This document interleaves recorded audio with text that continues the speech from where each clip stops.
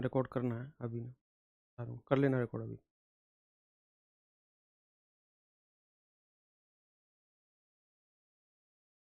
नमस्कार प्यारे साथियों, मैं आपका मित्र, आपका भाई और कहें तो आपका हिंदी शिक्षक सचिन सोलंकी स्वागत करता हूं आपके अपने परिवार रोजगार विद अंकित पर।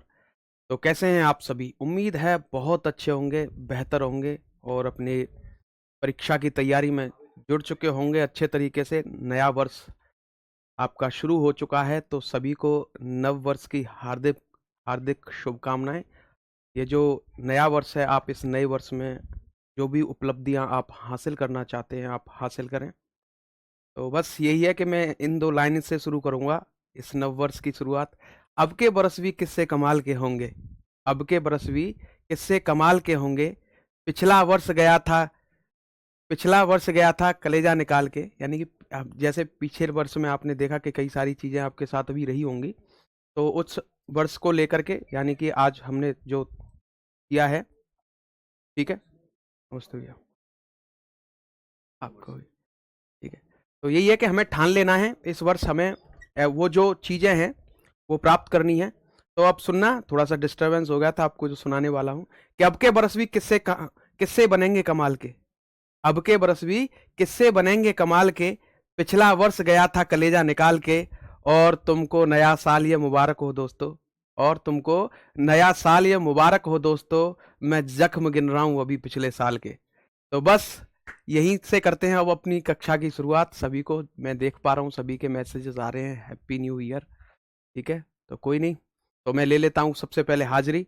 अरुण, खुशबू राजपूत, विकास कुमार यादव, विनीता कुमारी, फिरोज, कंचन सिंह, निश्चल यादव, सतीश ठाकुर, राज कमल, प्रिया, कलश, मिथिलेश कुमार, विजय, अभिषेक, प्रबल कुमार, सैनी, बॉबी, बाबू। चलो ठीक है, कोई दिक्कत नहीं, कोई दिक्कत नहीं, ठीक है। तो फिर करें अच्छी सी शुरुआत। चलो, कल का एक प्रश्न रहा था जो कि हम जल्दी जल्दी से गलत टिक कर गए, या मैं कहूंगा गलत बता गए। तो आपको समझाने के चक्कर में मैं कुछ अलग ही मतलब टिक कर गया, या मैंने आपको गलत बता दिया था। तो पहले उसकी हम चर्चा करेंगे। प्रश्न क्या था और हमने क्या उसका उत्तर दे दिया था, देखो, ठीक है ना। यही प्रश्न था ना आपका, हिंदी स्वर के प्रकार हैं, और ये परीक्षा में आपके में पूछा गया है। और यहाँ में पता नहीं कितना लंबा चौड़ा, मतलब बहुत बड़ी मिस्टेक थी वो। ये आप कहेंगे कि हाँ, ये यूपी पुलिस के लिए सफिशियंट नहीं होगी, और भी टॉपिक हैं आपको वो अलग से पढ़ने पड़ेंगे। तो देखो, इसमें हिंदी स्वर के प्रकार, और हम समझ बैठे कि हिंदी में स्वर कितने प्रकार, स्वर कितने हैं, तो हमने 11 टिक कर दिया था। तो यानी कि ये वाला था गलत हमारा। सही कौन सा था? तो हिंदी व्याकरण में जो स्वरों के प्रकार बताए हैं वो 3 बताए हैं। हालांकि जो प्लस स्वर है वो संस्कृत में प्रयोग होता है, लेकिन जो हिंदी व्याकरण में चर्चा हुई है वो किसकी हुई है? यानी कि 3 की हुई है। कौन सा है? ह्रस्व, दीर्घ और प्लुत, ठीक है। यहां पर 2 भी कह सकते हैं। 2 कैसे कहेंगे? यहां अगर कोई आधार दे दे, क्या यहां बिल्कुल ऐसा कुछ नहीं कहा है कि हिंदी स्वर के प्रकार किस आधार पर है, यहां आधार की चर्चा नहीं की है। जब आधार की कोई चर्चा नहीं की है तो हमें टिक कौन सा करना है? सिर्फ 3 पर ही टिक लगाना है। अगर ये, वैसे तो ये विवादित प्रश्न भी हो सकता है। क्या हो सकता है? ये बहुत विवादित प्रश्न भी हो सकता है, ठीक है। चलें, अब चलते हैं, हम आगे की कक्षा को पढ़ते हैं। आगे हमें क्या पढ़ना है, क्या पढ़ना है जी? आगे हम कहां तक पहुंच चुके थे? तो हम व्यंजन की चर्चा करने वाले हैं आज की इस कक्षा में, ठीक है। डालेंगे हेडिंग व्यंजन, और आज की ये आपकी एप्लीकेशन पे कक्षा चल रही है, ये आपको पता ही चल चुका होगा। और जो भी कक्षाएं आपकी 3 दिन रही वो सब फ्री की कक्षाएं थी, ठीक है। तो ये भाग आपका कौन सा है? भाग है आज 4, भाग 4। और आज आपकी वर्णमाला का समापन भी हो जाएगा, ऐसी उम्मीद है, ठीक है ना। सर, स्त्रीलिंग वर्ण भी होते हैं? हाँ होते हैं ना, क्यों नहीं होते? होते हैं। अब जब हम लिंक पढ़ेंगे ना, जब इसके बारे में चर्चा करेंगे। सर, आपके पास मेरा कमेंट जा रहा है कि नहीं? शिवम पटेल भाई, जा रहा है, आ रहा है आपका कमेंट, मैंने पढ़ लिया है। अब कोई भी बात ऐसी नहीं करेंगे आप, सिर्फ अब बोर्ड पर फोकस रखना, क्योंकि आपसे बातें करते हुए या आपको कुछ बताते हुए चीज़ें गलत हो जाती हैं, जो कल की कक्षा में गलत हुई। तो मैं नहीं चाहता कि कोई गलती आगे हो। अगर कोई गलती हो भी जाती है तो हम उसको उसका सुधार कर लेंगे, अगली कक्षा में हम देख लेंगे। ये नहीं है कि पीछे वाली क्लास लिखी। अच्छा चलो, मैं हाथरस से हूँ, विपुल देसवाल, स्वागत है भाई अगर आप हाथरस से हैं। ठीक है, चलो अब पढ़ते हम व्यंजन पढ़ रहे थे, और व्यंजन में हम किस पर चर्चा करने वाले थे? आपके स्पर्श व्यंजन। क्या हम स्पर्श व्यंजन पर चर्चा करने वाले थे? इतनी संख्या बताई थी मैंने इनकी, स्पर्श व्यंजन, जिनकी संख्या कितनी होती है? 25। कितनी है? 25। और इन्हीं को हम क्या बोल देते हैं? इन्हीं को हम बोल देते हैं वर्गीय व्यंजन। वर्गीय व्यंजन। ठीक है, ठीक है जी। अच्छा, ये हो गए वर्गीय व्यंजन या स्पर्श व्यंजन। होते कौन से? तो यहां हम बात करेंगे क, ख, ग, घ और अंगा। मिर्जापुर तो देखी होगी। क ख ग घ अंगा। च, छ, ज, झ, इया। ठीक है, ट, ठ, ड, ढ, ण। ठीक है, ठीक है। त, थ, द, ध, न, प, ह, ब, भ और म। वर्गीय व्यंजन क्यों कहते हैं? देखो, 1 2 3 4 5। 1 2 3 4 5। ठीक है, ठीक है ना? ठीक है ना? वीडियो अपलोड देर से क्यों होता है? नहीं, साथ में हो जाता है। सर मेरा मोबाइल नंबर स्क्रीन पर आ रहा है, तो आने दो अमन वर्मा, क्या दिक्कत है? आ जाओ। देखो, अब आपको पता है, मान लो एक परिवार में कोई छोटा बालक है, आपके परिवार में कोई छोटा बालक होगा। ठीक है, तो कहते ना, उस घर को उसके नाम से जाना जाता है। मान लो कि अलग अलग रह रहे हो, कोई ऐसा परिवार हो अलग अलग रहते हैं, तो उस घर को उसके बड़े बेटे के नाम से जाना जाता है। ठीक है, कि उसका घर है, या उसके पापा हैं, या उसकी मम्मी है, इस तरीके से। ठीक है, तो यहां देखोगे तो ये समझ लो, ये घर का अपने का बड़ा बेटा है। ये हुआ इधर, ये हुआ इस घर का, इस तीसरे वाले घर का ये ट हो गया, चौथे वाले घर का त हो गया, और पांचवे वाले घर का प हो गया। तो इस घर का नाम हम क्या दे देंगे? इस घर का नाम मैं क वर्ग दे दूं। क्या दे दूंगा? क वर्ग। यानी कि ये कौन सा वर्ग हो गया? क वर्ग। इस घर का नाम मैं च वर्ग दे दूं, च वर्ग। ठीक है, अच्छा मैं इस घर का नाम ट वर्ग दे दूं, इसका नाम क्या हो जाएगा फिर? त वर्ग है। और इस घर का नाम क्या हो जाएगा? प वर्ग। ठीक है, तो ये घर के नाम दे दिए मैंने, त ट। अच्छा मैं कहूं आपसे, क वर्ग का तीसरा भाई कौन सा है? कौन सा है तीसरा भाई? तो क वर्ग का तीसरा भाई आप कहेंगे ग है। मैं कहूंगा च वर्ग का चौथा भाई कौन सा है? तो आप कह देंगे झ है। मैं कह दूंगा ट वर्ग का दूसरा कौन सा है? आप कहेंगे ठ है। त वर्ग का मैं कहूंगा दूसरा कौन सा है? तो आप कहेंगे थ है। पहचान लोगे आप? ऐसे पहचान लोगे? ठीक है, पहचान लोगे ना? तो यहां देखो, वर्गीय व्यंजन क्यों कहा? देखो 5 इधर हैं और 5 इधर हैं, तो 5 गुणा 5 25 हुए कि नहीं हुए? इसलिए इनको वर्गीय व्यंजन कहते हैं। ठीक है, स्पर्श व्यंजन को जब हम बांटते हैं, इसमें ही कौन से होते हैं आपके? ठीक है, इसमें ही आपके देखो, जो 5वें नंबर पे है, इनको पंचमाक्षर कहा जाता है, और इनको क्या बोला जाता है? नासिक्य व्यंजन। क्या? पंचमाक्षर। क्या बोला जाता है इनको? पंचमाक्षर। और इनका अलग से नाम क्या है? यानी कि इनको नासिक्य व्यंजन कहा जाता है। क्या कहा जाता है? नासिक्य। क्योंकि इनको बोलते वक्त ऐसा लगता है कि ये नाक से बोले जाते हैं। देखो, ङ, ञ, ण, न, म। ठीक है ना? कैसे हैं ये? नासिक्य हैं, नासिका से बोले जा रहे हैं। ठीक है, ठीक है ना? यहां देखो, आगे दूसरी चीज देखो, ये आपके जो 4 दिख रहे हैं, च, छ, ज, झ। पहले तो ये बताओ, मैंने कल आपको ये बताया था कि स्पर्श व्यंजन क्यों क्यों कहते हैं इनको? इनका उच्चारण करते वक्त, जब हम इनको उच्चारण करते हैं, इनका उच्चारण करो, क, ख, ग, तो जीभ कहीं ना कहीं टच कर रही है। जब कहीं ना कहीं टच कर रही है, यानी कहीं ना कहीं स्पर्श कर रही है, इस कारण से इनको क्या बोला जाता है? स्पर्श व्यंजन। क्या बोला जाता है? स्पर्श व्यंजन। और इनमें से जो च, छ, ज, झ कैसे हैं, आप इनको बोलो ऐसे लग रहे हैं जैसे रगड़ा खा करके निकल रहे हो जीभ से।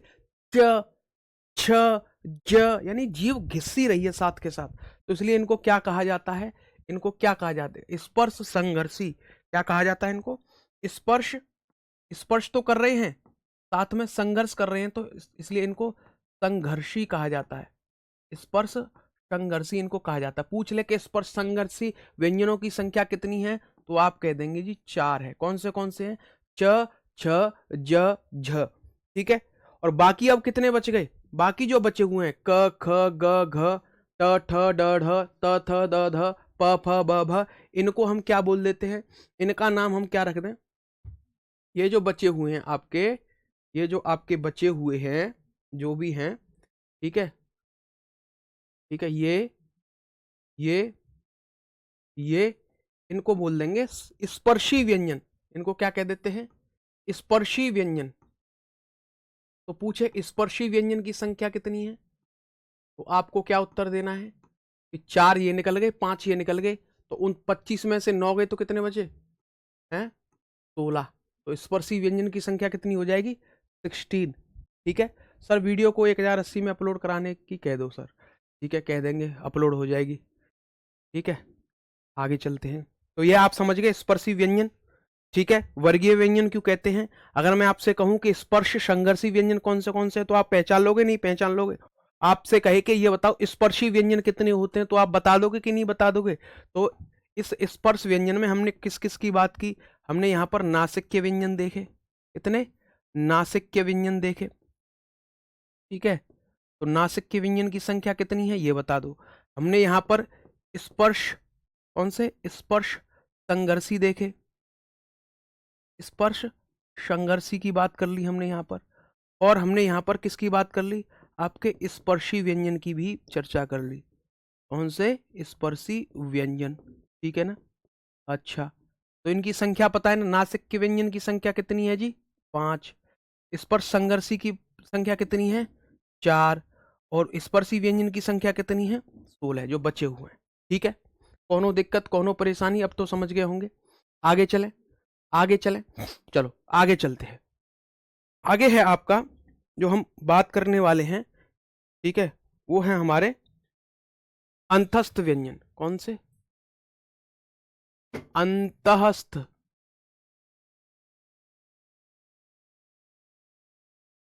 अंतस्थ व्यंजन।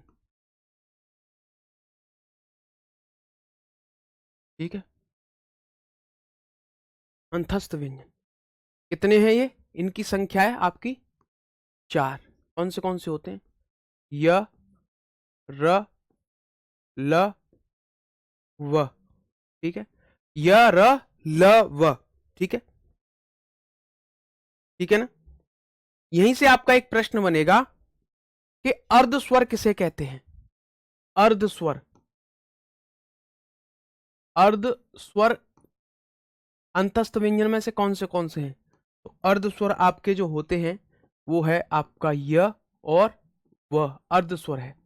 अर्ध स्वर क्यों कहते हैं, क्या कारण है, जैसे मैं हर कक्षा में एक ही उदाहरण देता हूं, यहां भी वही दूंगा। जैसे मैंने कहा कौवा, ठीक है, और इसके स्थान पर मैं अगर ये कह दूं कौवा, तो आपने दोनों ही रूपों को देखा होगा।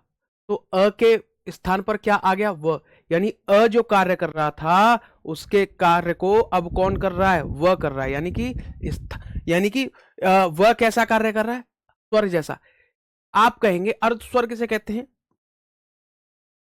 उच्चारण करते वक्त, उच्चारण करते समय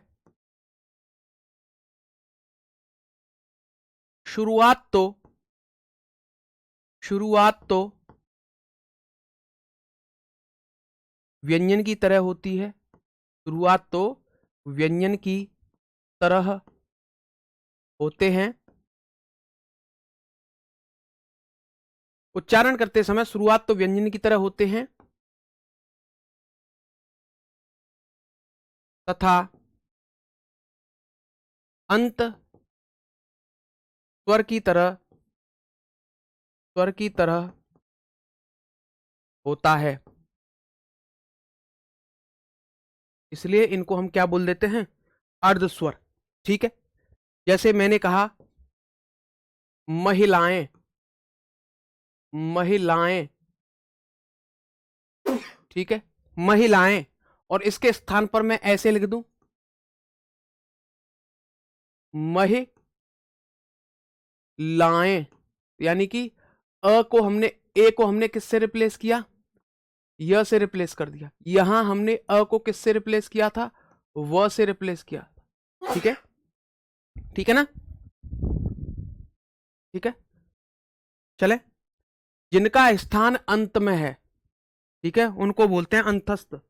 और मैंने आपको उत्पत्ति क्रम इनका बताया था, ल पहले, और इसको देखेंगे र और ल, ये पूछा जाता है ये कैसे है, ये कैसे आपके व्यंजन है। तो र और ल, र आपका कैसा होता है, र, आपने कभी एक कागज लिया हो, कोई कागज है यहां पर, देखो,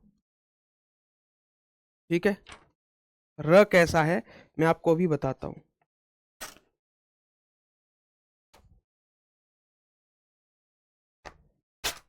ठीक है, आपने कभी पंखे के आगे कभी पेपर लिया हो, चाहे कभी कोई किताब ली हो, तो या मुंह के आगे देखो ऐसे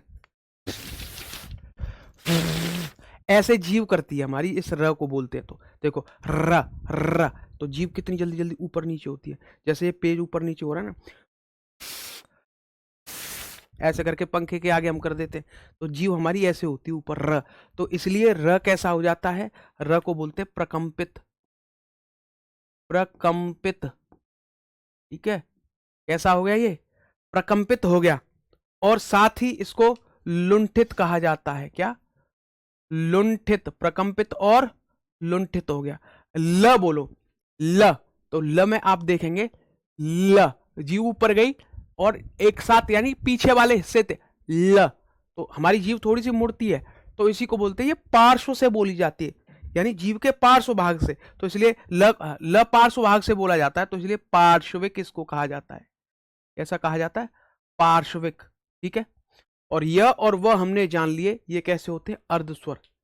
ठीक है ना, तो पूछ ले, अगर आपसे एग्जामिनर पूछता है कि अर्धस्वर कौन से हैं, तब आप क्या कहेंगे, यह और वह हमारे अर्धस्वर होते हैं, र हमारा प्रकंपित और लुंठित, ल हमारा कैसा होता है, पार्श्विक।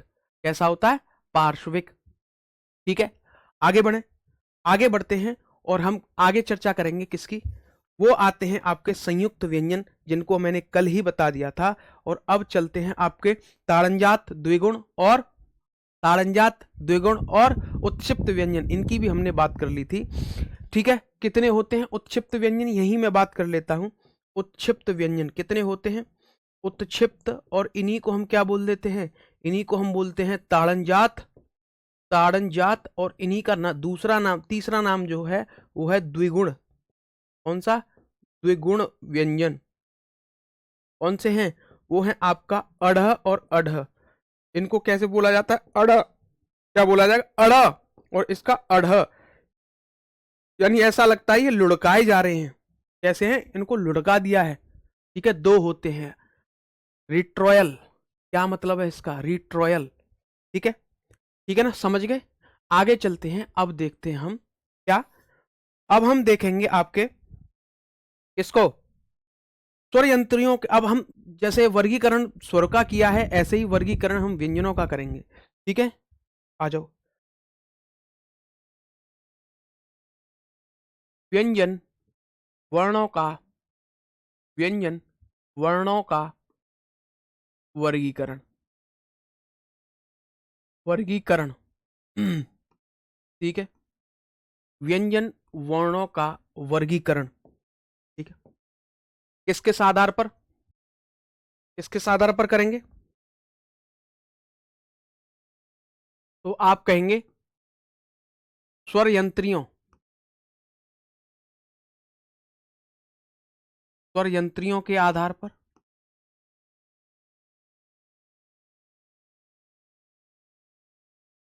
कैसे, स्वर यंत्रियों के आधार पर, या इसी को हम कह देते हैं आप कहेंगे घोषत्व के आधार पर। दूसरा है प्राणवायु के आधार पर, प्राणवायु के आधार पर।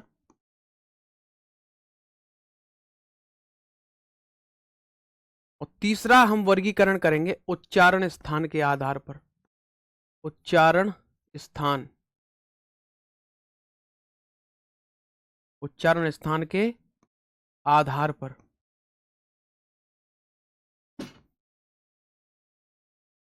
ठीक है, ये तीन, बड़ी जहरीली इंग्लिश बोला है किसी ने। अच्छा, आ जाओ।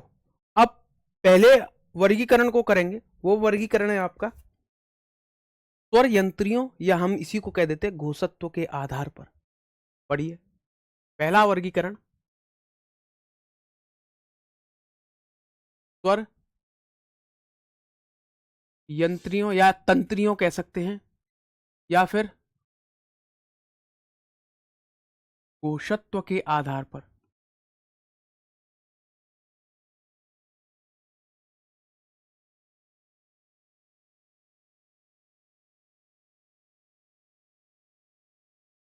ठीक है, तो स्वरयंत्रियों या घोषत्व के आधार पर हम देखते हैं तो इनको दो भागों में बांटा गया। कितने भागों में? दो भागों में। ठीक है, कैसे कैसे? पहला होता है आपका अघोष। कैसा होता है? अघोष। ठीक है, दूसरा कौन सा होता है आपका? दूसरा होता है आपका सघोष। अघोष और सघोष, और इसी को हम बोल देते हैं घोष। क्या बोल देते हैं? घोष बोल देते हैं। ठीक है, क्या बोलते हैं?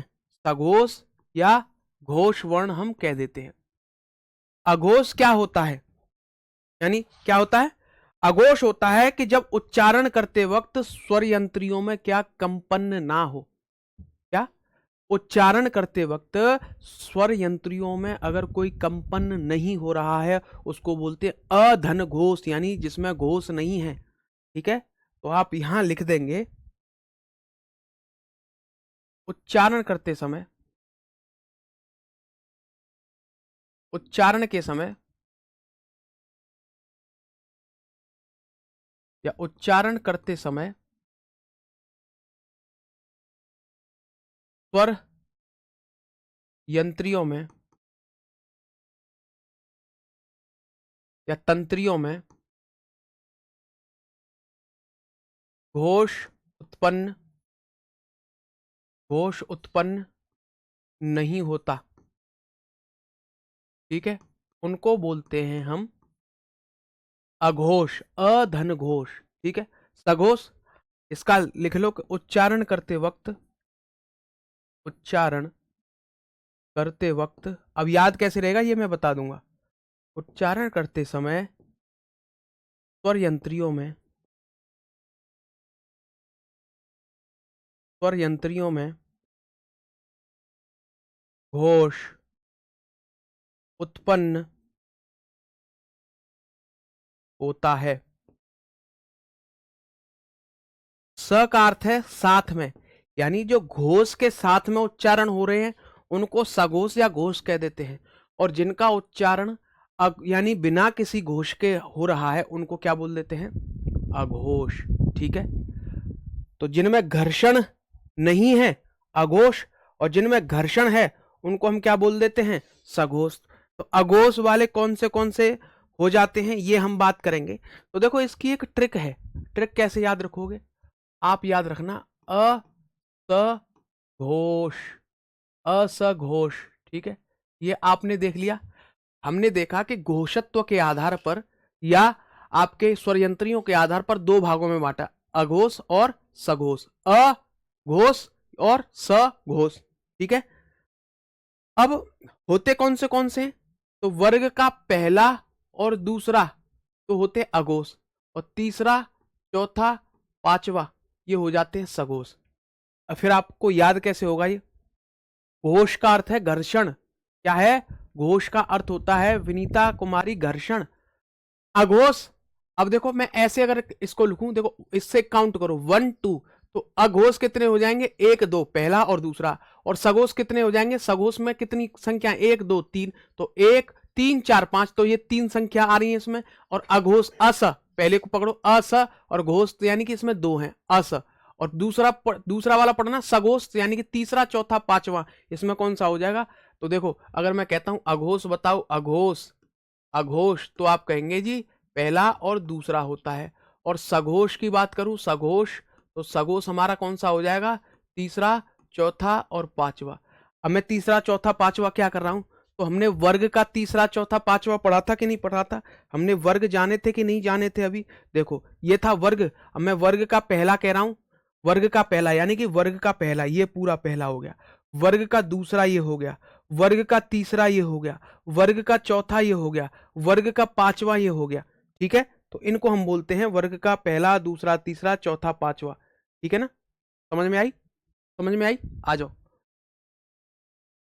ठीक है, ठीक है ना? आगे चलते हैं, आगे चलते हैं। तो मैं यहां कहूं, क्या कह सकता हूं? अघोष कौन सा होता है? तो आप कहेंगे वर्ग का, वर्गीय व्यंजन का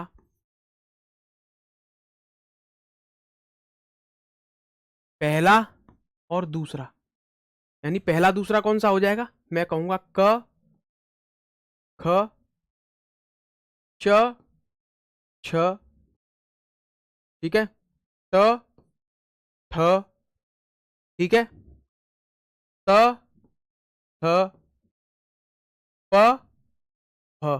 तो ये क्या हो गए आपके? ये हो जाएंगे हमारे, क्या हो गए आपके? अघोष। क्या हो गए ये? अघोष आपके हो जाएंगे। ठीक है, साथ में यहां आपके और क्या ऐड हो जाते हैं? और कौन से व्यंजन है आपके? आ जाते हैं ऊष्मीय व्यंजन।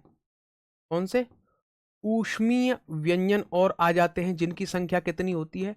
हम पढ़ के आए हैं ऊष्मीय व्यंजन जिनकी संख्या 4 होती है। कौन से हैं? श, श, स और ह। ठीक है, ये है ना ऊष्मीय। ह को हम इसे यहां नहीं लेते हैं। ठीक है, तो श, श और स, वैसे तो 3 होती है, लेकिन इसमें आएंगे कितने? इसमें ऊष्मीय व्यंजन सिर्फ 3 आते हैं। संख्या 4 होती है, लेकिन इसमें आएंगे कितने? 3 आएंगे, श, स और श। ठीक है, तो टोटल संख्या कितनी हो जाएगी? 1 2 3 4 5 6 7 8 9 10 11 12 13। यानी कि अगर मैं अघोष पूछता हूं आपसे कितने वर्ण अघोष होते हैं, आप कहेंगे जी 13 वर्ण ऐसे हैं जो अघोष होते हैं। ठीक है सर, बिना कमेंट दिखे मजा नहीं आ रहा। शीतल दीक्षित, यहाँ मजा लेने आए हो बेटा? हैं, ये बताओ, तुम पढ़ने आए हो या मजा लेने आए हो? यहाँ मुजरा चल रहा है, हैं? मैं वो किस गाने पे, मैं यहाँ कोई गाना चल रहा है उस पर डांस करके दिखाऊंगा, तब तुम्हें मजा आएगा। पढ़ने में किसको मजा आता है? समय खराब कर रहे हो। इससे अच्छा है घर वालों को बोल दो कि शादी ब्याह कर दो, रोटी थाप लेंगे हम बस, क्योंकि हमें उसमें मजा आएगा, पढ़ने में मजा ही नहीं आता। हद कर रहे हो, है? इसका इस थोड़ी बहुत सोच लिया करो। ये है भगवान ने किस लिए दिया है, भेजा है। भगवान ने अगर भेजा है तो पता करना क्या आपके पास भेजा है। भगवान ने आपको पृथ्वी पर भेजा है, तो साथ में भेजा भेजा है। आ जाओ, हद करते हो। अब बात करेंगे सघोष, यानी उच्चारण करते समय स्वरयंत्रियों में क्या घोष उत्पन्न होता है। ठीक है जी, ठीक है, आ जाओ, आओ देखो। तो यहां आपका कौन सा हो जाएगा? यानी वर्गीय व्यंजन का, कौन सा? वर्गीय व्यंजन का, वर्गीय व्यंजन का कौन सा? तीसरा चौथा पांचवा। अब तीसरा चौथा पांचवा, यानी आपका तीसरे नंबर पे कौन सा आता है? ग, चौथे पे घ और पांचवे पे अंगा। च, छ, ज, झ और फिर आपका इया। ठीक है, ट, ठ, ड, ढ और ण। ठीक है, और आपका कौन सा आता है? आपका त, थ, द, ध और न। और कौन सा रह जाएगा? यही आपका आ जाता है प, फ, ब, भ और आपका म। ठीक है ना? अब इनके नीचे क्या लगा दो? हलंत लगा दो। ये समझ लो क्या है, ये व्यंजन है। ठीक है, हलंत लग रहा है इनके नीचे, हलंत। ठीक है, इनके नीचे भी क्या लगा दो? हलंत लगा दो। ठीक है, ठीक है जी। और कितने हो गए ये? 1 2 3 4 5 6 7 8 9 10 11 12 13 14 15 हैं, 15 हो गए। 3 1 2 3 4 5 5 15 15 ये हो गए। ठीक है, साथ के साथ आपके यही हम इसमें और क्या ऐड करेंगे, सभी स्वर प्लस सभी स्वर होते हैं, स्वर कितने 11, और साथ ही आपके उत्क्षिप्त यहाँ क्या आ जाएंगे, आपके उत्क्षिप्त व्यंजन, साथ ही आपके यहाँ क्या आ जाते हैं, यहीं आपके आ जाते हैं अंतस्थ व्यंजन, य र ल और व। ठीक है, ये भी साथ में आ जाते हैं। और हमारे उत्क्षिप्त व्यंजन ये भी कैसे होते हैं, उत्क्षिप्त व्यंजन ये भी क्या होते हैं, सघोष। ठीक है, इनका उच्चारण करते वक्त क्या होता है, घर्षण पैदा होता है, घोष पैदा होता है।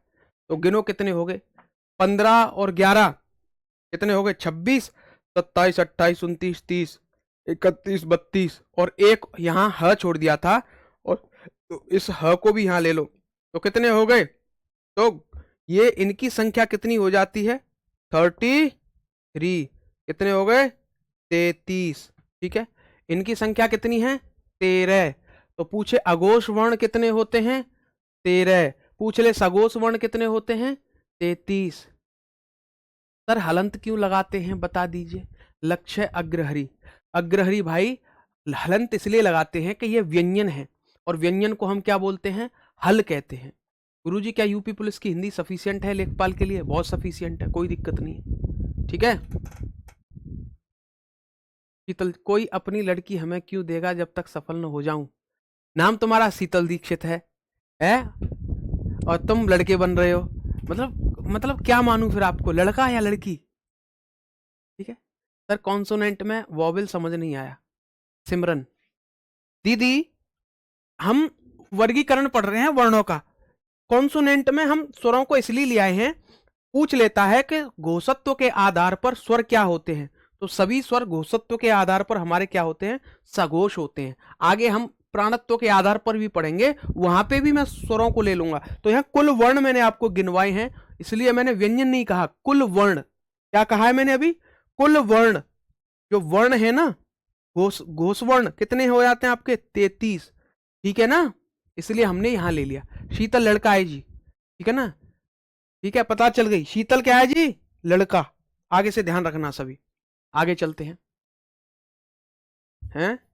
बिल्कुल बिल्कुल, नाम शीतल, बातें ज्वलनशील। आह, चलो अरविंद, देखो केजरीवाल भी हमारे साथ हैं कक्षा में, वो भी हिंदी पढ़ रहे हैं। ठीक है, चलो मुफलत डाल के आ जाओ। अब हम वर्गीकरण करेंगे प्राणवायु के आधार पर या प्राणत्व के आधार पर, प्राणवायु के आधार पर, ऐसी को बोलते हैं प्राणत्व के आधार पर।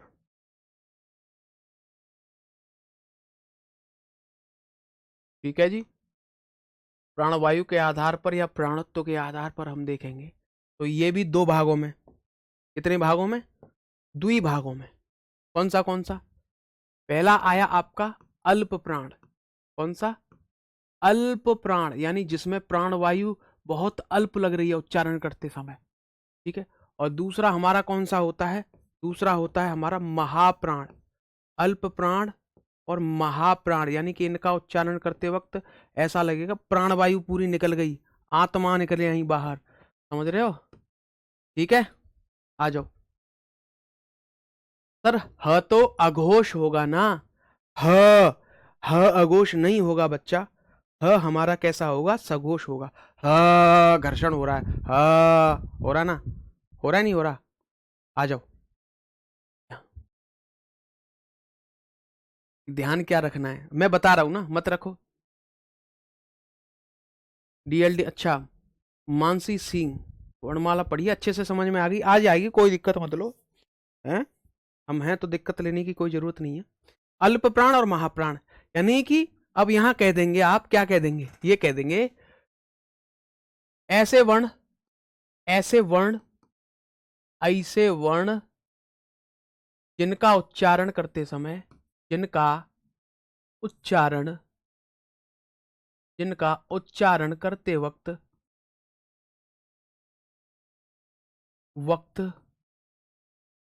प्राणवायु प्राण वायु या श्वास जो है कम लगे, क्या लगे, कम, ठीक है, तो वो हमारे क्या हो जाएंगे, अल्प प्राण। और ऐसे वर्ण, यहां सभी आगे स्वर भी और व्यंजन भी, ऐसे वर्ण जिनका उच्चारण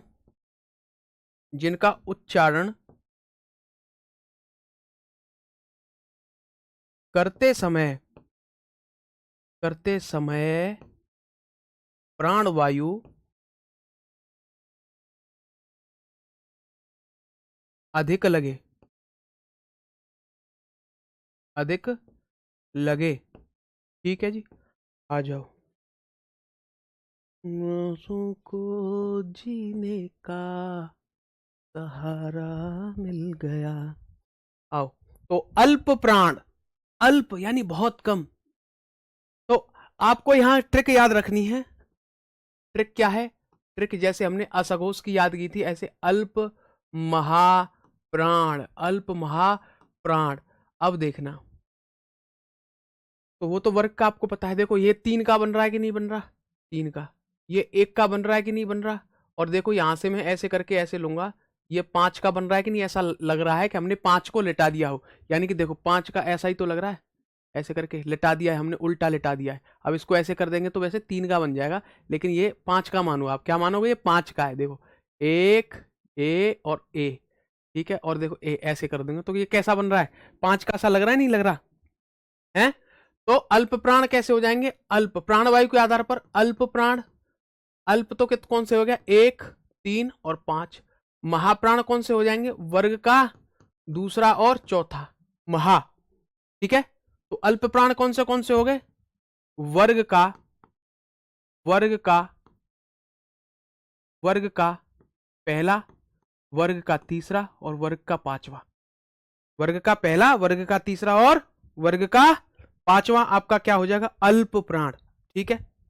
तो कौन से हो जाएंगे, यानी क हो जाएगा, ख नहीं होगा, क ख ग घ और आपका अंगा आ जाएगा यहाँ, च छ ज झ इया, ठीक है, ट ठ ड ढ ण, त थ द ध न, प फ ब भ और म। तो ये कैसे हो गए आपके, ये सभी आपके कैसे हैं, आपके अल्प प्राण हो जाएंगे। कैसे प्राण, अल्प प्राण। आप इनके नीचे क्या लगा दोगे, हलंत भी लगा देना, ठीक है, ठीक है ना। ये हैं आपके व्यंजन।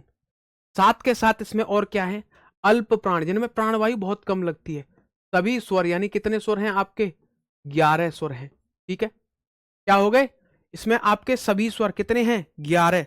साथ के साथ आपके अंतस्थ व्यंजन भी कितने, यहां जोड़ देंगे अंतस्थ, अंतस्थ व्यंजन, ठीक है। ये कितने होते हैं, 4, ठीक है। ये भी यहां आ जाएंगे, कौन से, य र ल और आपका व, ठीक है। आगे यही आपके क्या आते हैं, उत्क्षिप्त, उत्क्षिप्त व्यंजन का अकेला, उत्क्षिप्त कौन सा आ जाएगा आपका, सिर्फ अड़ आएगा, कौन सा आएगा, अड़। आप गिनना कितने हो गए, 15 और 11 26, 27 28 29 30 और एक कितना हो गया, 31। तो अल्प प्राण जिनकी संख्या कितनी होती है, 31, कितने, 31, कितने हो गए, 31, ठीक है, ठीक है ना। आगे चले, आगे देखो, महाप्राण, महाप्राण कौन से हो जाएंगे, यहां देखो, महाप्राण होंगे आपके वर्ग का दूसरा और चौथा। जैसे मैं बात करूं कौन सा हो जाएगा, तो आप कहेंगे क ख ग घ, ठीक है, च छ ज च छ ज झ, ठीक है, अइया ट ठ ड ढ ट ठ ड ढ,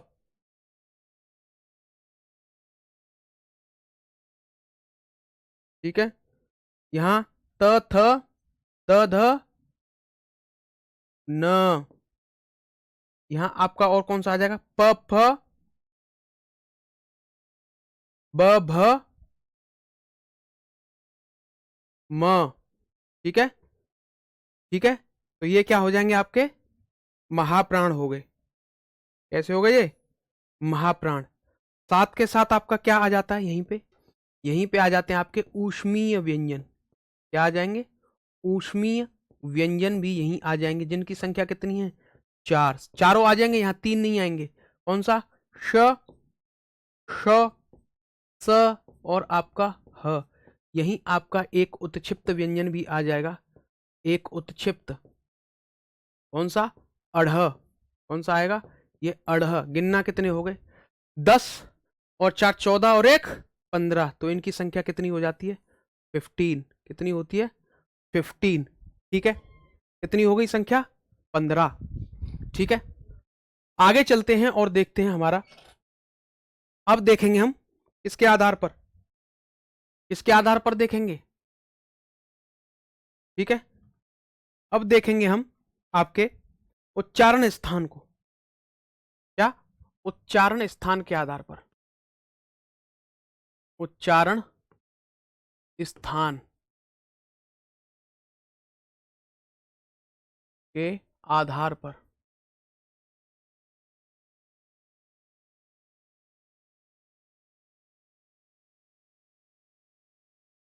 उच्चारण स्थान के आधार पर, ठीक है। आ जाओ, यहां क्या बना दूं मैं, कलुआ बना दूं ए,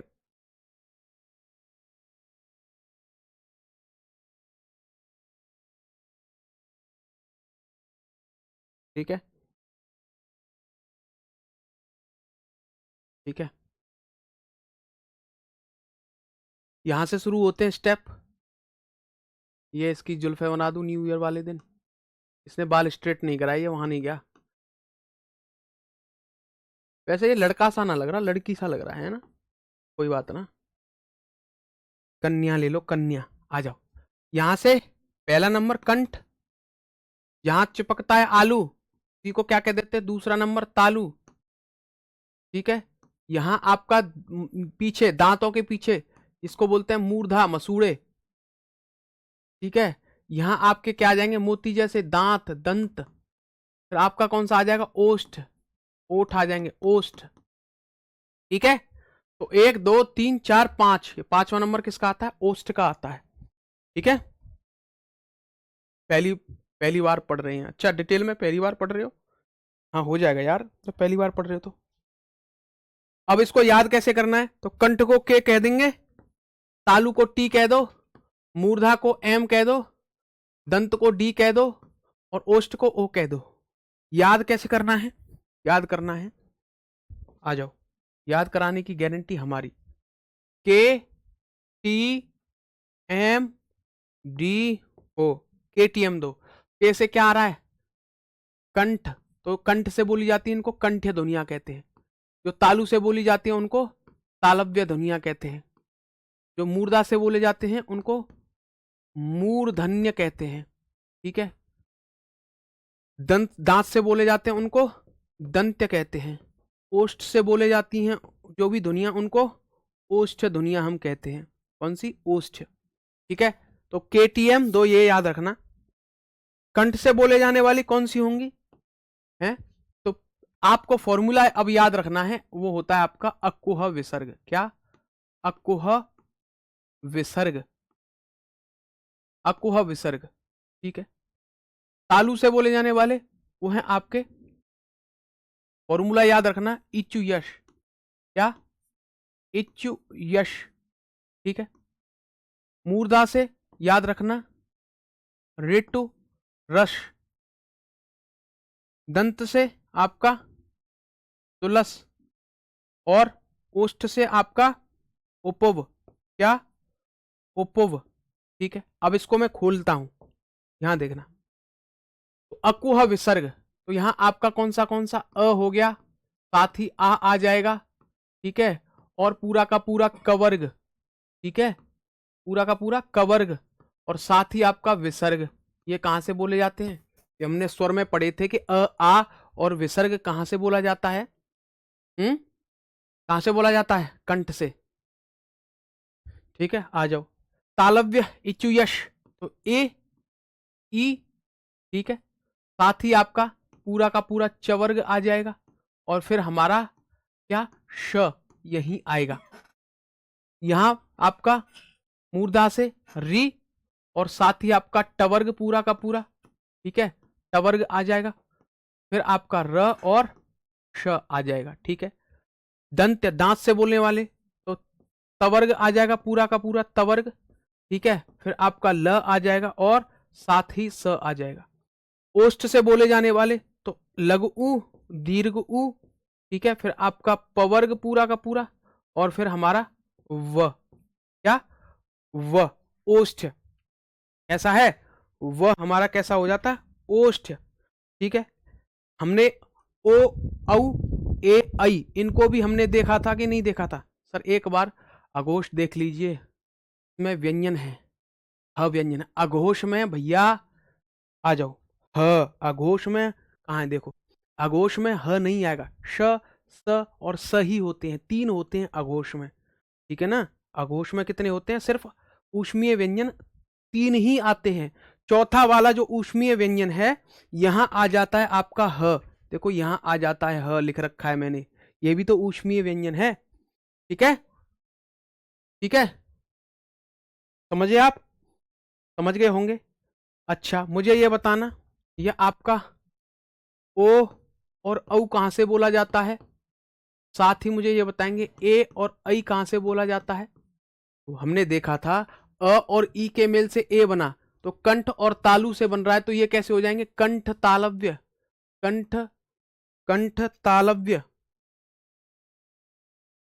कैसे? कंठ तालव्य।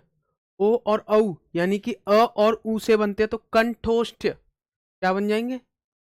कंठोष्ठ, यानी कंठ और ओष्ठ से बोले जाते हैं, ठीक है। और साथ ही आपका दंतोष्ठ, व और फ, व और साथ ही फ नुक्ता वाला, ये कहां से बोले जाते हैं? साथ के साथ ओष्ठ से तो बोला जा रहा है, लेकिन व और फ कैसे हैं? इनको हम दंतोष्ठ कहते हैं, दांत से।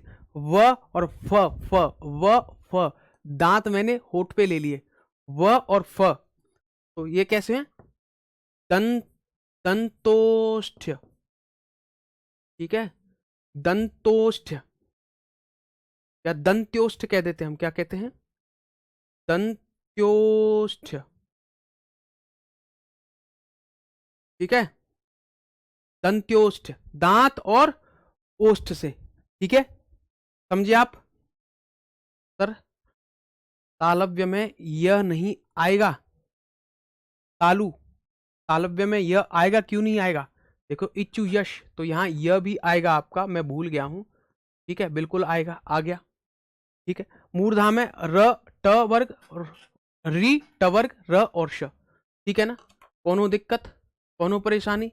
एक बार और डीप में बता देता हूं आपको, मैं यहां पूरा बनाता हूं, क ख ग घ अंगा, च मिर्जापुर देखियो ना, च छ ज झ इया, ठीक है, ट ठ ट ढ ण त थ द ध और न, प ह ब भ और म, ठीक है। यहां क्या लगा दो? हल, ठीक है, क्या लगा देंगे? हल लगा देंगे,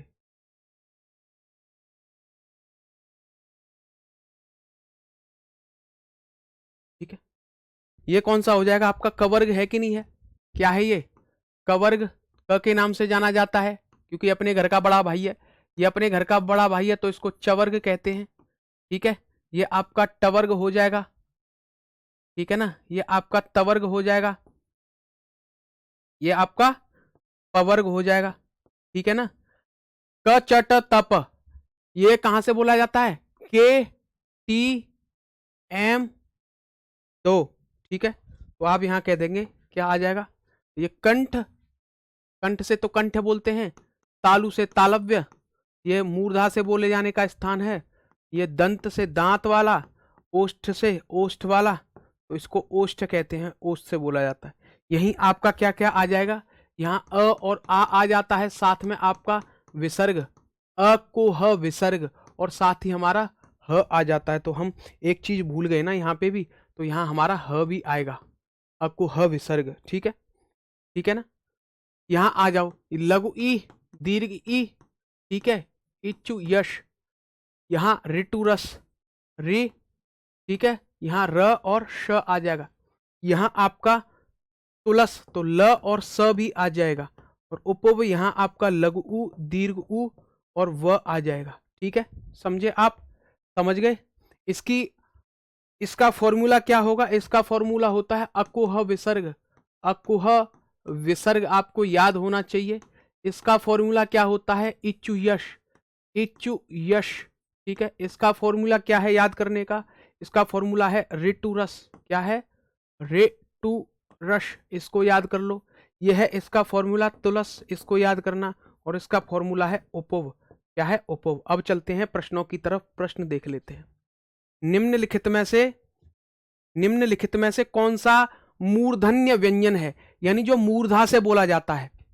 ठीक है, तो मूर्धा से कंठ, तालु, मूर्धा, तो क, च, ट वर्ग आएगा ना, ट, ठ, ड, ढ और आपका ण, तो ये बोले जाते हैं मूर्धा से। ठीक है, कौन से बोले जाते हैं?